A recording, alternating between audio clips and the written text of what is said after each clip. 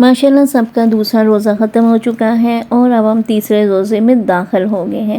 تو تیسرے روزے کے جو اذکار ہیں وہ میں آپ کو بتاتی چلوں۔ بعد نماز فجر آپ نے اللہ کا پیارا نام یا حفیظو پڑھنا ہے 111 مرتبہ۔ بعد نماز ظہر آپ نے پڑھنا ہے یا ناصرو، اور بعد نماز عصر یا باسطو۔ یہاں ناصرو آپ نے پڑھنا ہے 222 یعنی 222 مرتبہ، اور اسی طرح عصر کے بعد آپ پڑھیں گے یا باسطو، یہ آپ 111 مرتبہ پڑھیں گے۔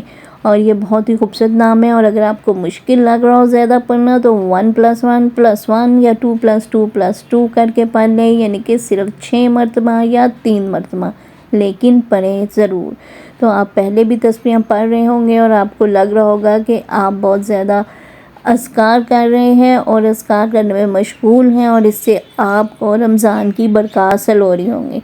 تو چینل کو میرے ضرور سبسکرائب کر دیں اور ویڈیو کو کر دیں لائک۔ اچھا جی، اب ہم آگے بعد نماز مغرب۔ بعد نماز مغرب آپ نے آیت الکرسی پڑھنی ہے 25 مرتبہ یعنی 25، اور 2+5 کر لیں یعنی کہ 7 مرتبہ پڑھ لیں تاکہ آپ اس کو پڑھتے رہیں۔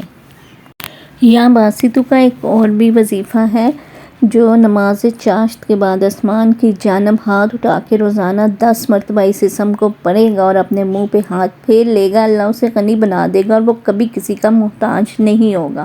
اس کے بعد ہم مغرب تک چلے گئے تھے اور اب ہم آگے ہیں عشاء پہ۔